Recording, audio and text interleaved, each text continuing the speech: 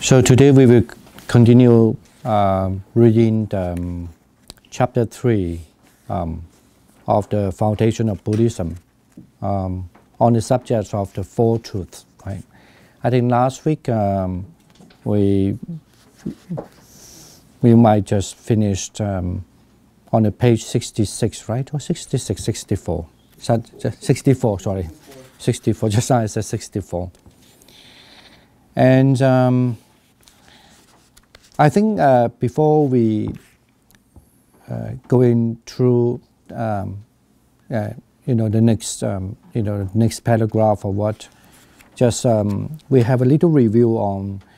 I think what the Rupert Gethin trying to put in this book about the Four Truths. The one important message what is about. Even though there are lots of heretics teachers try to accuse of Buddhism or try to accuse of Buddha, saying that actually he teaches something which is different from what they understand as a religion from their perspective. And then, but from the early Buddhist approach, it might be a little different from later you learn like a later Buddhism, like maybe even some development of the Buddhism idea. But that's generally how they believe from the earlier Buddhist approach. The Buddha were not actually interested in any more or less like what we call the metaphysical discussion. Rather than he was just trying to say that the purpose of his being in the world is just to point out there's a suffering, there's a problem, and then there's a way that to cut off the problem. Basically mean there's a cessation of suffering. So this is what looks like when you look at the early Buddhist approach. That's how the Buddha always emphasizes on. He's not interested in any other thing, but rather than just telling the people how one can eradicate their suffering. You have to remember this as a very important. Even though in all Buddhisms definitely share the same thing, but they might have just a little different emphasis on it. And we were going to have that discussion later. Just remember that part first. And also other thing is that when we talk about, there was certain thing called the truth, satya or satya, okay? But the satya or satya here looks like, not necessarily from the early Buddhist approach, is more like philosophical discussion, but rather than kind of experiment, something like a more empirical experience for persons to attend. In other words, when you say there's a truth, there's a truth, because they definitely, in all religion, they have a lot of different argument about what the truth is about. But then it looks like from the early Buddhist approach, so that the Buddha was not also interested in the discussion of what the truth means, but rather than actually there was something that really people have to confront it as a suffering, but then you can be out of the suffering as a truth, you see. So it's more like an empirical kind of experience. Well, definitely there's a lot of discussion going on, even until now, whether there was really the only approach the Buddha has. But I want to say that at least it's quite clear in the early Buddhist texts that approach has become very strong. Okay, that the Buddha trying to always say, to discuss about what it is true or not, that is not right or this is right is not very important, but the important is how we can solve the problem by that itself. Okay, and I guess that's what we have read, the few important points, and then let's just go to the next paragraph. Basically. Yeah, I can. Why don't we just read that first, and then if anyone have the comment or any comment or any questions that you may raise on that part. I think we come to the page 64, paragraph 2nd, right? Mm-hmm. Yeah. So what do you want? Why don't we start from there? Maybe from that side. Yeah. The Buddha's teaching thus represents the medicine for the disease of suffering, or according to the metaphor of the Fourth Truth, is the path or way that one follows in order to reach the destination, that is the cessation of suffering. Or, as we saw in the previous chapter, it is a system of training in conduct, meditation, and wisdom. If one were to define Buddhism in keeping with this understanding, it would have to be a practical method for dealing with the reality of suffering. Yet it's usual to classify Buddhism as a religion. Asked to define the meaning of the word religion, English speaker would probably not immediately suggest a practical way of dealing with the reality of suffering. Certainly, this is not the kind of definition we find in contemporary dictionaries. Yet, in the Indian cultural context, this is essentially how many of the traditions which we today generally class as religions conceive of themselves. One of the ancient and recurring images of Indian religious discourse is of crossing the ocean of existence, that is, crossing over from the near shore, which is fraught with dangers, to the further shore, which is safe and free from danger. This is equivalent to escaping or transcending the endless run of rebirth, that is samsara, and the condition of dukkha. Okay. Shall we just read another paragraph? One contemporary dictionary definition of religion is as the following: belief in, worship of, or obedience to a supernatural power or powers, considered to be divine or to have control over human destiny. This is illustrative of a modern tendency to understand religion as principally a kind of belief system, usually revolving around a God who is both creator and savior, that an individual takes on board and which then provide him or her with a way of looking at the world. Probably the reduction of religion to this kind of belief system should be seen as a relatively recent phenomenon. The legacy of the Reformation and the Enlightenment, Protestant theology tended to emphasize the primacy of faith over works, by seeming to expose the irrationality of the theoretical beliefs regarded as the underpinning of this Christian faith. The post-Enlightenment traditions of philosophy and science appear about to cause the collapse of religion. All this amount to a modern preoccupation with particular beliefs as the essence of religion. Arguably, the very nature of Christianity makes it predisposed to understanding itself as a particular set of beliefs. Nevertheless, historically, Christianity has clearly been much more than its creeds, as much a question of adopting certain practice as of adapting beliefs. Theoretically, the modern academic study of religion should have made us all aware of the multidimensional nature of religion, but the cultural bias are not as easily corrected in practice. Thus, the tendency to understand religion as primarily involved the adoption of a particular kind of belief still inform what we expect religion to be. This hinders our understanding of Christianity, let alone Judaism, Islam, Hinduism, and Buddhism. Okay. Anything that comment on that part? One might say question. The paragraph brings up the idea of creed, Christian creed. I was wondering, is there anything at all equivalent in Buddhism, a creed? What do you mean by creed? In a Christian sense, the creed would be, say, the bishop or the archbishop orders something, say, on Sunday you must all go to the church, and thereby all followers would follow that order without exception. That would be considered a creed. Is there anything similar or equivalent in Buddhism that can be considered a creed? Well, but I think I'm not sure the word, but sometimes we use the word the creed, like we also think that there's a creed, but the creed we say, let's say there's a Four Truths. The Four Noble Truths is a creed also.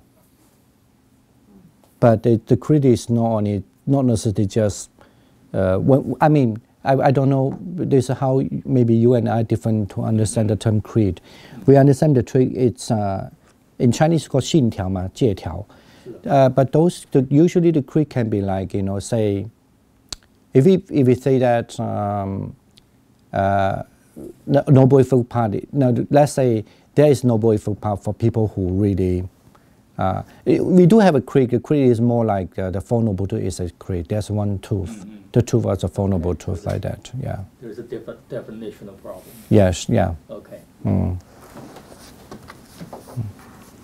And let's say the Buddhism believe that those who become a Zen that must have comprises of 37 factors of enlightenment.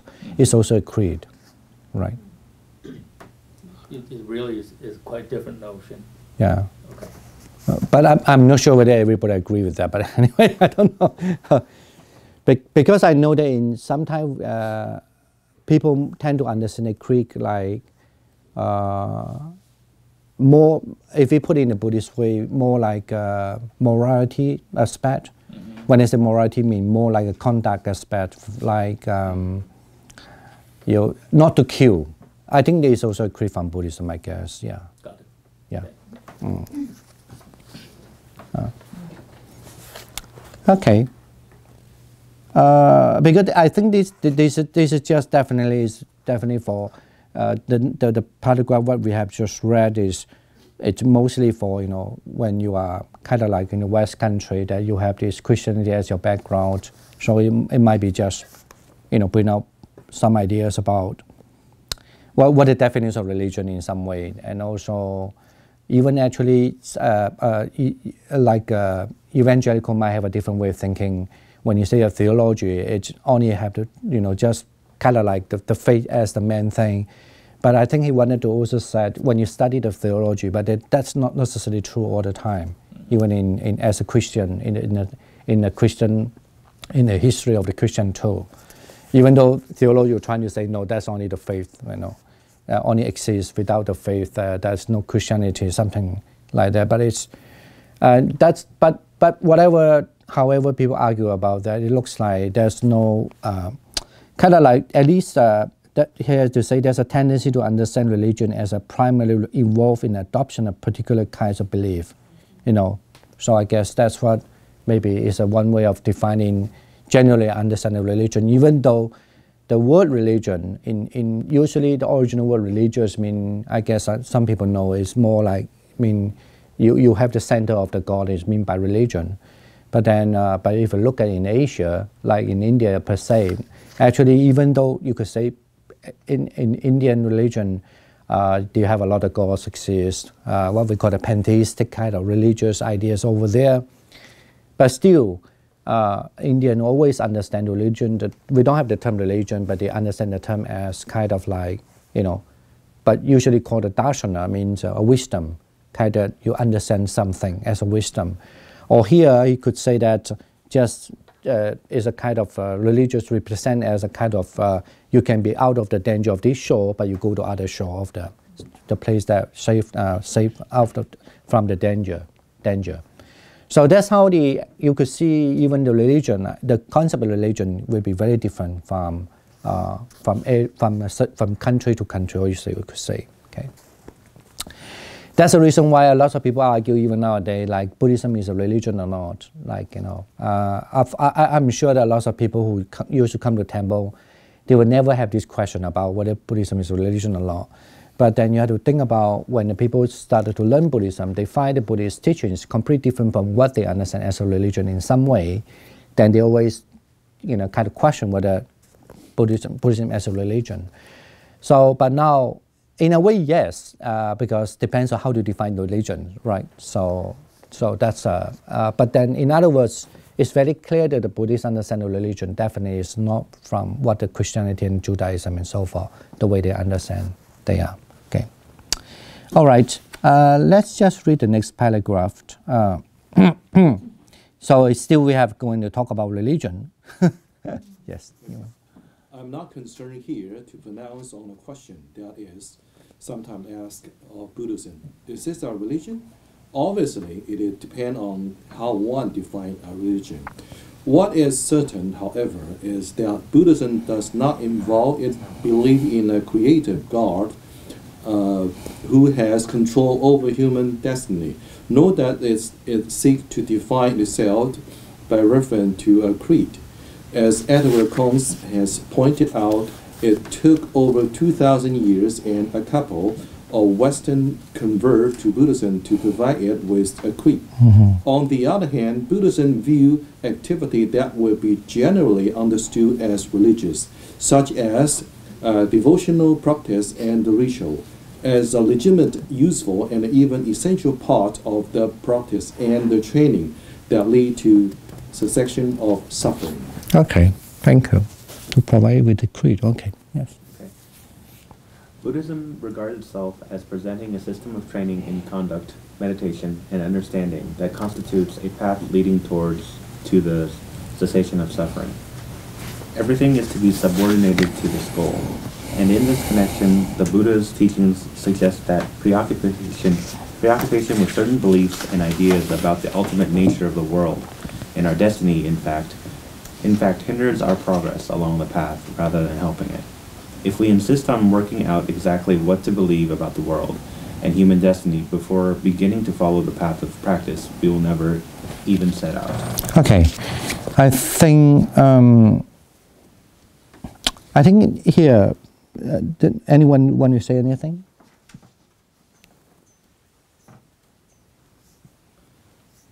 There is I guess, is he, as the author, Yeah. I feel like in this sense kind of expressing an opinion about, you know, whether you need to, it seems like a personal opinion that, you know, you need to have everything figured out before you set out on the path, versus this is necessarily something that, you know, Buddha and his various doctrines indicate, right? I mean, although I believe in what he's saying, but I'm just saying it sounds like an opinion versus like a fact of what he's stating. No, I mean, but what? Yeah, it looks like you disagree with certain thing. But what is the real? I actually don't personally disagree. I agree, but I'm just saying his last sentence, like when he says, if we insist on working out exactly what we believe about the world and human destiny before we begin to follow the path and practice, we will never set out. I think he's expressing some sort of an encouragement, right? But also truly a personal opinion versus a fact there. Let me see. I mean, it's very hard to talk about the fact now. Working out exactly what to believe about the world and human destiny before beginning to follow the path and practice, we would never even set out. I think that's. I mean, if you look at the early Buddhist texts, definitely that's one of the approach that the Buddha used to say that. You know, you have to imagine that. You have to understand that the early texts always have a lot to do with the situation in India in those days. You know, imagine that you have many teachers around, so you were kind of like a Buddha. But then you have many teachers around. I mean, teachers mean many different teachers from their belief around you, and you always had to face in a lot of challenge. Most of the challenge, I'm sure, is about people are arguing about, you know, certain.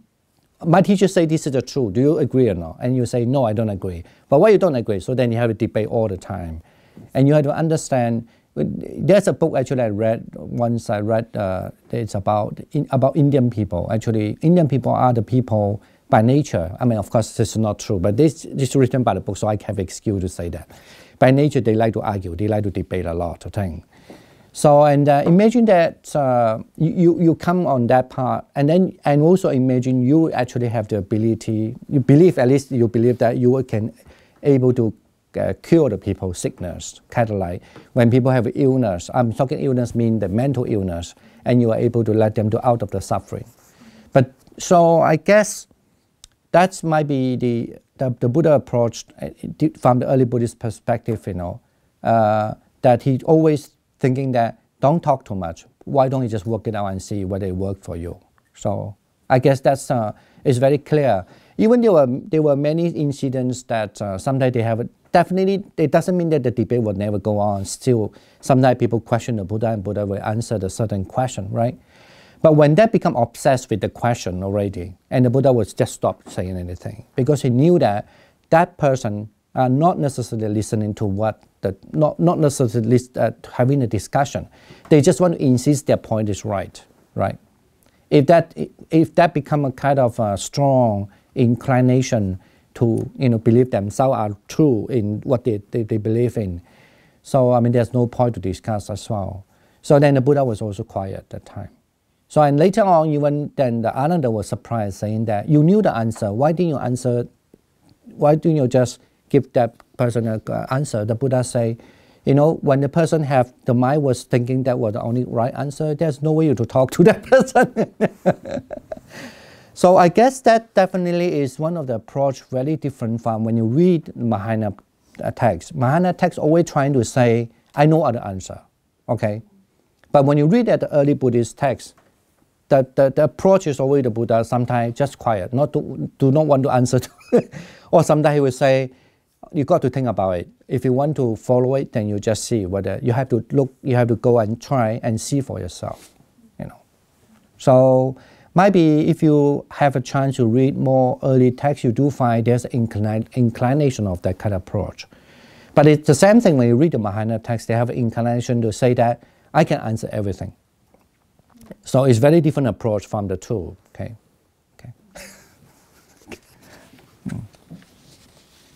Maybe, was it the one that you was asking, you're saying? Yeah, that was Yeah, very helpful. because, I guess, that was, actually I remember when I first read this Agama, I didn't like it too, because it sounds like complete it's kind of like I was learning something in the past. When I read this, and then I started to almost kind of like overthrow what I have learned in the past too. Sometimes he also claimed that I don't know everything, I only know what is the thing that will help you to be out of suffering. So, but of course we never know. The Buddha said, I don't know everything. I don't have to say that I know everything. Does it mean that he really don't know everything or not? But for sure, he wants to show one part is that is not the big concern by him. The big concern is only whether you can out of the suffering is as the main concern by the Buddha. It's, that's how they approach. I guess that's also one of the approach for some other people who, if they learn Buddhism from different traditions first, might be very difficult to get along with that kind of concept. If you start, to read it. I don't know. So at least that's how I faced in the past when I start to learn the Agama teachings, and it felt like, somehow like you definitely have to have a second thought. What happening now? I mean, this is good to have this kind of discussion anyway. Okay. All right. So any other comments or any questions? Yeah. When did the so-called religious activities start in the Buddhist history, like a devotional activity and? I don't know. I mean, of course we don't know. I mean, what do you mean by the activities? I think you have to think it this way. My way of thinking is, okay, you say, what do you mean by activities? I mean, first, for example, right now, when we make prostrate to Buddha, some people see as we're praying to a supernatural being, but early on it was showing the respect to a teacher. Mm-hmm. And also praying to a deity, and also, I think the biggest shift would be when do we change from seeing Buddha from a teacher and changing to the supernatural being? No, I mean, we don't know, but I mean, you have to understand when the teacher passed away, and then, and definitely, the followers of the followers of Buddhism, definitely they were trying to, it's a kind of religious, I think it's a human nature, right? That you were trying to say the teacher was almost like the perfect one. So, and then you have to also understand in Buddhism, even during the time of the Buddha, the Buddhism never actually against people who are worshipping anything. So, in other words, you could say indirectly they agree that you worship other things too. You could say that because it depends on how you look at it, you know. So then when the Buddha passed away, of course, if you follow the Indian, so-called Indian culture, so it's not very difficult for someone to imagine people will worship the Buddha even in the later state, right? Because even they could worship the cow because they believe the cow was the reincarnation of the Varuna, right, of one of the god. And they would worship many different kind of things because they believe they were ancient time, this kind of god, they came to they've been reincarnated to there and help the human. And the Buddha is as a one, definitely, for culturally, they will worship me as one of the most powerful figure in the Indian history as well. So also, let alone to say that even later on, the King Ashoka was also, as they believe the most powerful king in their history, in Indian history, also believe in Buddhism. So of course, then definitely they do have this kind of devotional aspect in the religious, show this devotional aspect to show in the religious, you know, in the religion. We don't know when. And you know, all religions like that, it always evolve, right? It always, you have something new comes on because you have to confront in a new society or new kind of idea,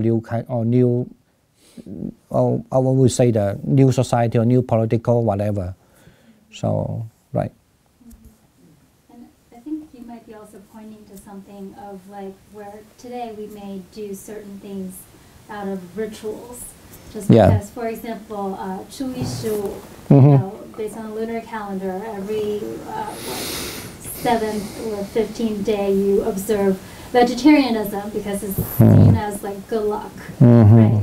So I think there might have been a more practical reason for why they maybe did this earlier on versus now we do it out of belief, faith that it will bring. I mean, this is very hard to say, but let's say even during the Buddha's time actually, and let's say for example, during the Buddha's time, during the full moon day or the new moon day, the monks are supposed to be like, you know, staying in the place to chant their rules. Actually, if you look at the history, you could say that that kind of system also borrowed from other religion because the other religion, other so-called not the Brahmin as they have the household life, but for those who have renounced their life, and they also stay as a group of people, as almost like community as itself. During the full moon and new moon day, they have a certain activities. They need to observe certain things. A lot of Buddhists actually rules. The Buddhists, for example, like running retreat, for example, like supposing from July and up to November, so the monks are not going out because of rain. They go to work for begging the food. That actually was highly because criticized by other religions also because they think that Buddhism is not kind enough because they still want to eat all the time and something like that. So, and also a certain group of these practitioners, they also do that. During the running retreat time, they don't go out. They were just doing their practice. That's how the Buddhism also adopt their system. I mean, I want to say that, I mean, we cannot just pick out one thing to say, you know, that is not necessarily Buddhism. You know, what do you mean by that? It's actually, even if during the Buddha's, when Buddha was still alive, at least whatever he finds is useful for the community. And then, and also you could say there's a pressure of the society as well. So, and also due to a certain condition, for example, that maybe a certain place that doesn't have enough food for people to feed in for the monks. So whatever that, so and then certain rules being promulgated, being asked to follow, like. But like you say, in a certain time, like during the 6th or 8th, then you have to be a vegetarian. That actually, if you really also look at the Indian society, that actually from Indian long ago they have that already, because there's a mythology belief that during the full moon day or during the new moon day or during the 8th of the month, so and then a certain kind of the god or the princess of the god, Sakka, or the Sakka itself, or other retinue of the Sakka, they will come down to check on the people, whether you are good people or not. So, and that of course passed out to even in China now, and they still have that belief. Even I remember my grandmother doesn't, I don't think my grandmother had any belief, but besides just, he knows when to worship the moon, when to, which day they have to put some sweet on that altar in the kitchen, that for the god of the fire, right? And 灶神 嘛. So the god of fire, because I asked why you want to put the sweet there, because we're a kid, we always like sweet, right? We notice the sweet, well, keep it there.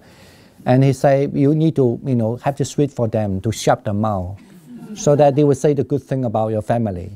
So and then the deity will come to protect. But actually, if you look at that, if you trace back the history of that even in India, that definitely long past than the Buddha exists. That is there already. But you could argue that even now what you follow, the 6th, the 8th, or the full moon and the new moon actually is in Hindu tradition. It's not necessarily Buddhism. But depends how you look at, how you pin that down, right? So definitely, and also there's argument about like the Buddha also always emphasizes why we have to take the 8 precepts if we are highly practices, right? So it's because also there's a discussion on how, when you have a free day, how you can get the most useful of your life, basically get the most of your life, or you could say you get more merit by doing what. So and some say, okay, you just let the cow go, and the cow will stop anywhere. Then you just follow the cow, and you will then you have your fun time, good time there. That means you are really having a merit, the most meritorious day, But the Buddhism is that then you had to observe 8 precepts. That you could say actually is also a kind of a different suggestion by what what the existent in those days, what the existent believed there. Then the Buddha just adopted that, and then it turned. At least we believe that turned into a better morality, a better value of the life. So yes. I was under the impression that we need to give the Buddha statue flowers and clean and incense. Okay. Yeah, how did that? Okay, actually you have to understand. Firstly, even though there's one of the sutra in Chinese saying that that the Buddha will address how do you draw the Buddha statue and what. But anyway, in general, in historical perspective, if you look at history, we know that during the Buddha's time there was no statue, right? And the statue definitely came after the Alexander conquered the East. And then the Greek actually bring this kind of carving technology into the India, you could say. And you could say in those days called Afghanistan, India, those countries. So there was roughly just before Christ, about 300 years. So you could say just after the Buddha passed away, maybe the first 300 years, there's no Buddha statue at all. So then offering the flower and all these things, at least to these Theravada can understand that definitely this is a later thing. But still, because of culturally, they still believe that offering the flower, it's because you honor the Buddha. If without the statue, it's very hard to honor. With the statue, it's easier. You have to target, much easier to visualize, or much easier to know that your aim, the Buddha at whom you're honoring, right? And so. And the whole meditation method of imagining a Buddhist statue. 32 parts, the 32 marks of the Buddha. So that's why actually the earlier meditation method, there is no meditation of visualizing the Buddha.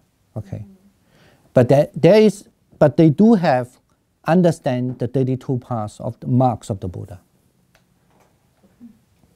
In other words, that's also why there's some research say that because of the statue being invented later on, so and then it becomes flourished all over the India. If you look at the Indian history also, that actually the earlier sculptures, or the big sculpture, or all the sculpture and all this, in particular earlier time, we don't have the Buddha statue also. You just have the story about the Buddha, but you never depict the Buddha statue. You only use footprint, the Dharma view, what we call the chakra, the wheel, to represent the Buddha. So you don't have a Buddha statue in the earlier sculpture. But anyway, but you can say the Buddhism actually helped Indian to, how to say, to develop the carving and sculpture also. Because of that, and in Hindu, later on, they also started to have the sculptures. Okay, so but then because since the sculptures been invented, basically we started to have worship the Buddha. At first, the Buddha statue was not be worshipped. The statue is only just to honor, just to depict a story about the Buddha. So if you look at, if you happen to go to, even you don't go, you can buy some book and read of the Indian, like a Buddhist kind of sculpture. Actually, earlier sculpture is just the life of the Buddha. The most earlier one is they don't have a Buddha statue, just only to depict there's a body tree and always everything to depict there was a Buddha. You know.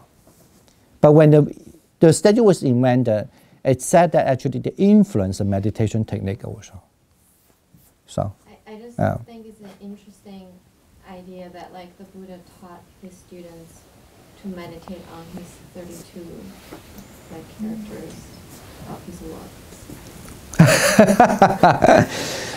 But that is also very interesting because according to the Pali, if you talk about since then, if you talk about the Pali doesn't have that kind of like statement saying that you have to meditate 32 marks of the Buddha. But definitely in Mahayana is very important. Yeah. Mm. Okay.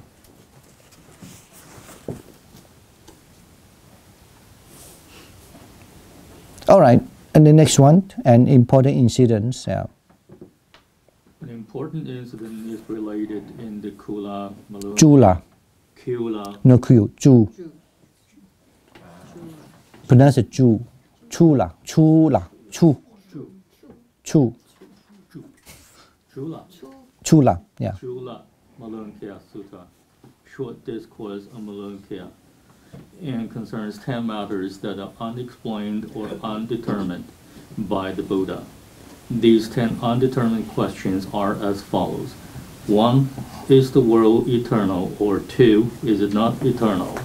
3. Is the world finite? Or 4. Is it infinite? 5. Are the soul and the body one and the same thing? Or 6.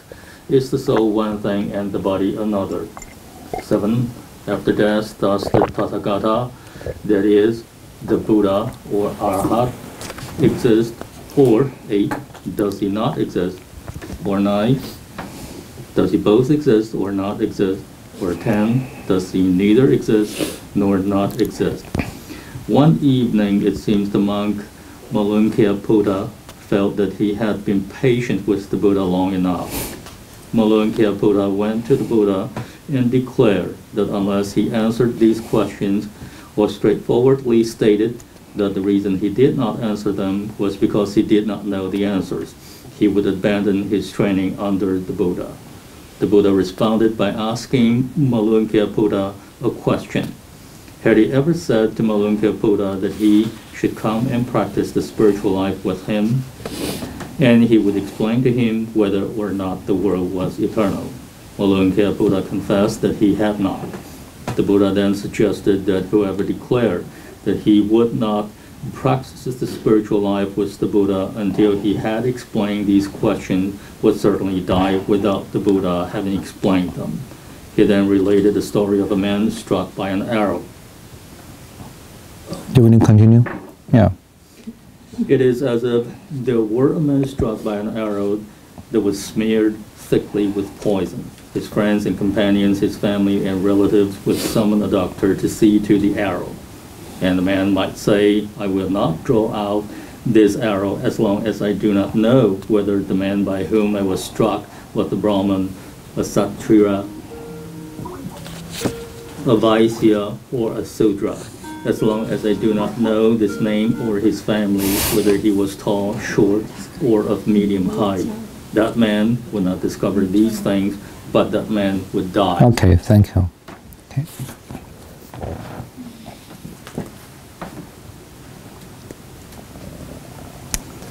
Okay, why don't we continue, because I think there's an answer at least. At least Rupert tried to give a few answers. Why the Buddha didn't answer those questions? Yeah. Why did the Buddha refuse to? Yeah. Want to read it? Me? Oh, okay. Mm. Why did the Buddha refuse to give categorical answers to these questions?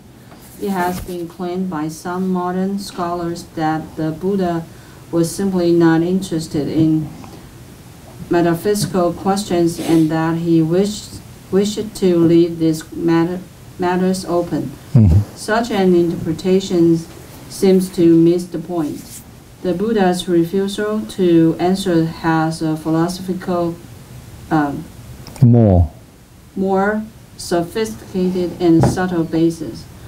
It is stated in the Jula Malukya Sutta that one of the reasons why he did not explain these matters was because they were not connected with the goal and purpose of the past, namely the cessation of suffering. What the Buddha explained was just suffering, its cause, its cessation, and the way leading to its cessation. This leaves no doubt as to the practical intent of the Buddha's teaching.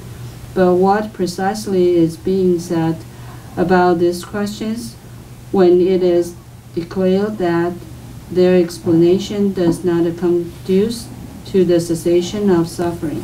Okay. Next one. Anyone want to read? What? Yeah. The Buddha might be suggesting that he neither knew the answers to these questions nor was he interested in pursuing the questions because he considered them irrelevant. Yet this is quite definitely not the understanding of the later Buddhist tradition, which tended to regard the Buddha as knowing everything. And the Buddha of the earlier texts certainly never straightforwardly admits to not knowing the answers to these questions. Thus, if we take this line, we're driven to the conclusion that either the Buddha himself or the authors of the early texts were embarrassed about his ignorance of these matters and sought to cover it up. Alternatively, the Buddha might have had answers to these questions, which he simply refused to divulge on the stated grounds that it would not help his followers in their progress in the training. Such a possibility might seem to be confirmed by another tradition that reports the Buddha as once saying that there were indeed many things which he knew and understood, but did not communicate on the grounds that they did not conduce to the cessation of suffering. But the passage in question gives no explicit indication that these 10 questions are included in this category of things the Buddha understands, but does not communicate. The third possibility would seem to be that these questions are somehow, by their very nature, unanswerable. It is fairly clear that this is indeed how the early texts and the subsequent Buddhist tradition understand the matter. The reason why these questions are unanswerable concerns matters that lie at the heart of Buddhist thought. In simple terms, the questions are unanswerable because they assume as absolute categories and concepts the world, the soul, the self, the Tathagata, and the Buddha and the Buddhist tradition does not accept or at least criticizes or understands in particular ways. That is, from the Buddhist perspective, these questions are ill-formed and misconceived. To answer yes or no to any of them is to be drawn into accepting the validity of the question in the terms in which it is couched. Rather like answering yes or no to a question such as, are Martians green? One's answer may be construed in ways one had not intended.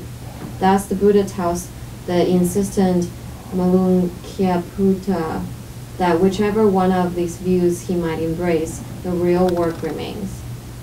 Okay. Anyone want to read the next two paragraphs?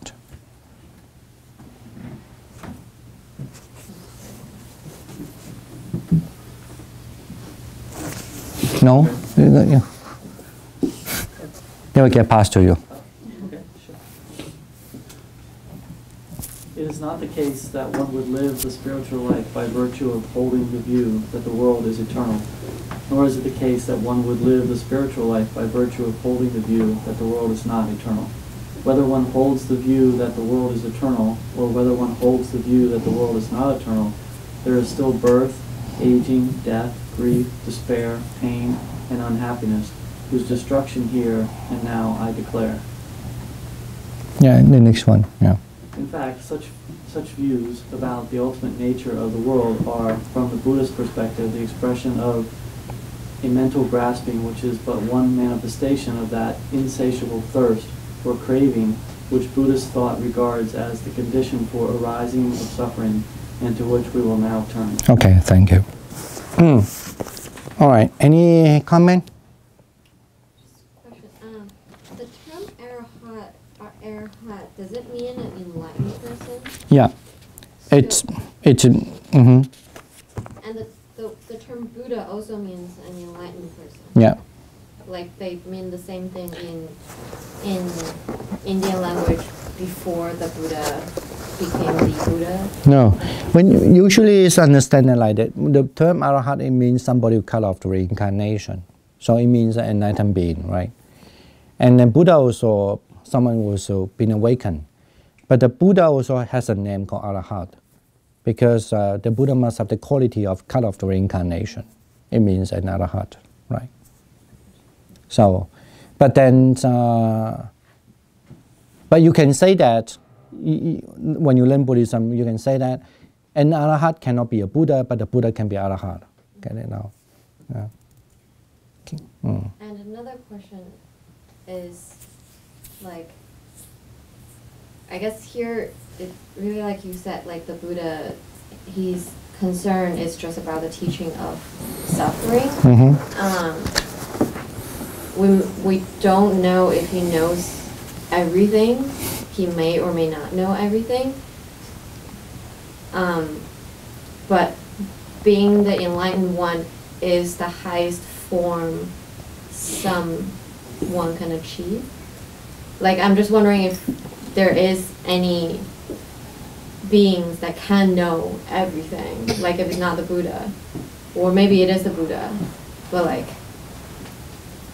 Buddha is concerned with just suffering. His main concern is suffering. Like, I mean, about knowing all the truth of all the universe. I mean, this certainly is it's quite obvious from the early perspective that, I mean, from the earlier Buddhism. Of course, they still somehow believe the Buddha is know everything. Okay, that's why sometimes they portray that Buddha, he knows everything, but he doesn't want to answer those questions, anything, because those questions is maybe just like what the last part just say, will lead someone to have more craving. Okay, it doesn't solve the problem of the kind of like, solve the problem of the cut off the reincarnation or cut off the suffering. But then also some also kind of like depends on how people think. Of course, we still don't have an answer, and some I think that no, the Buddha not necessarily know everything, but definitely the Buddha know how to be cut off all the kind of like how to be out of the suffering. So that's what the Buddha tried to say. In other words, means some people try to say that the Buddha actually is humble enough not to mention he know everything, and some say that no, actually the Buddha was clear enough. He doesn't need to know everything, but he just have to know that how to cut off the suffering. That's enough. And of course, we don't have the answer which is which. Okay. And I just want to say, but definitely this you will find interesting when you learn whole Buddhism. I mean, say that you learn in the later Buddhism, like if you learn early Mahayana or Mahayana Buddhism, then they definitely depict very different pictures that the Buddha know everything. It's just only people are not necessarily understand what he's going to say. So, I mean, that's how they have a different approach of understand what the Buddha is. Okay. Maybe you have your answer. I don't know, but then also even also Buddhism also later developed. There's a kind of cosmological Buddha and so-called a physical Buddha, like what we know the Buddha in India was born in Nepal and so forth, and spent his 85 years here, and at last he was ultimate attained enlightenment.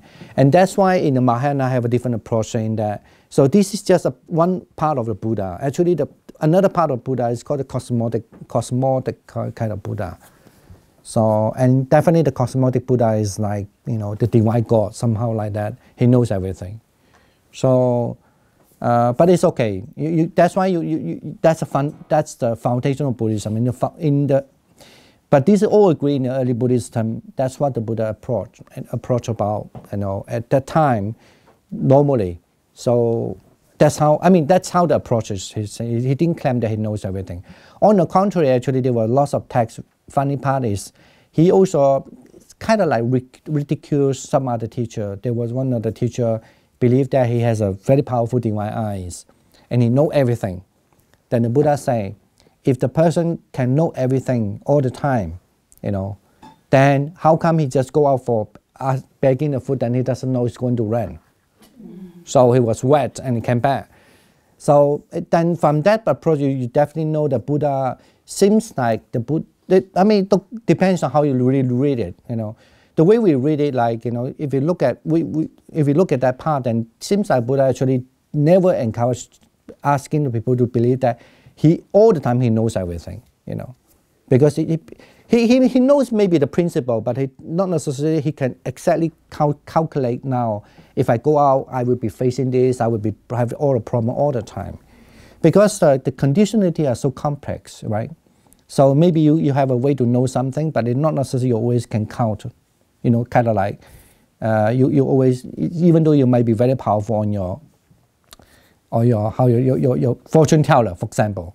So, but it doesn't mean that your fortune teller was correct all the time, because the world changed so fast. You know, so sometimes out of your calculation also. So I guess that's what the Buddha trying to say that. Yes. Probably something to be covered later on, but in terms of that cosmology, is there like around the time period that, I mean, I assume sometime after the Buddha's death, that it gave rise to the larger cosmology, Buddhist cosmology? Well, of course, I mean, depends. I mean, according to the Mahayana, they don't believe that was after the Buddha's passed away for a long time, then this kind of cosmology idea of the Buddha was given. Actually, they believe during the Buddha's time, that was actually delivered already. Right. But I mean, I guess the more formalized cosmology, like, was there any discussion within the first... When you mean by... What kind of cosmology you refer to? The acceptance of, you know, various... I don't know that much about it. But in terms of the various, like, categories or the organization of the cosmology itself, is that explicitly discussed during the, you know, the time of if I'm not wrong, you were saying the cosmology mean the like existence of the heavens or existence of the health and all sort of the organization of different types of no, but there was it's quite clear even in early Buddhism they have that already. Okay. Yeah. Okay. Yeah. When I say the cosmology, I mean the what do you call it? Cosmic kind of Buddha. Okay. So, and that might, like, for example, you don't understand the Buddha as just as the Buddha per se or the physical, but there's a cosmic Buddha, like the Dhammadipa, the teaching body of the Buddha, and then also the transformed body of the Buddha. So that's called the cosmic kind of Buddha. Yeah. Yeah. Mm. So can I ask a question about then? If we say we are Buddhism, we believe in. So what we are really believing or we have faith in? Is we have the faith in the Buddha has a way of cessation from the suffering. That's the main thing we are believing in. We have faith in, or we believe in Buddha himself, or. I don't know how the lay people think, but definitely, I mean, my understanding, that's the reason during the Buddha's time, when you had the Sangha, I mean the community, the monastic Sangha, they want to follow the Buddha, the Buddhism, and then they have to renounce their household life, right? And definitely they have to believe that the Buddha, the teaching will give them to be out of the suffering. So when we say we believe, we really believe in the way to no, but I guess that's a yeah, I know, yeah, that's maybe in ideal sense, in ideal understanding of Buddhism, that you believe that teachings of Buddha that if you through your practice you could be out of the suffering. I guess that's a kind of idealistic understanding of the believing. But you know, even during the Buddha's time, it seems like not all the lay people are like that. Some lay people actually, why they don't renounce their life as a household life to become a monk or nuns, is because they just want their life. And the Buddha has just become an object of the faith that they could have merit, you know, right? Because they could do good things for them, or they could do good things for the community, the Sangha, so that they will have a better life. So that's the reason why I don't think the Buddhism is, it's, you know, from if you look at early Buddhism, that's definitely the Buddha never said, okay, don't come here because you don't believe in the, my teaching is the truth to suffering. You still believe in that there's a God that can save you. No, they don't have, the Buddha never reject that, you know. As far as they are doing a good thing in the deeds, they might have their own believing.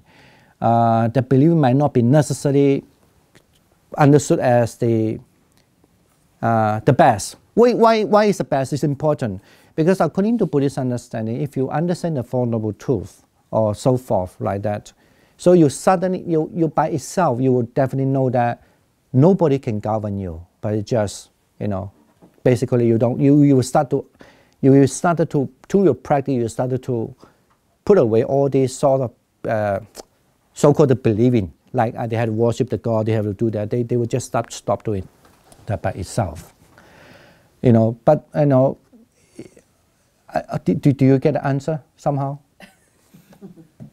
Yeah. I mean, it looks like in early Buddhism, if you really believe in the Buddhist teaching, definitely if they have a chance, they will become a monks already and nuns because they believe that that system, or you could say that that teaching will help them. But lots of people still say as a lay people for many reasons, or maybe because they don't have the chance, or maybe other is because they still hold their own belief. So there were no strong... no strong either way, so you can kind of live in a combined... Yeah, but because Buddhism never reject people if they believe there was a creator God, even though Buddhism think that by believing that, if you think that you believe there was creator God and then you believe they are the correct, you're only when you're right, then that's wrong. Okay. Otherwise, you can hold your own belief and be a good person. So that's what the Buddhist perspective, from the early perspective, is like that. That might be is a good way, but another bad, certainly that's the reason why then Buddhism become very complicated. It's like that. So you could be anything, but you still believe in Buddhism.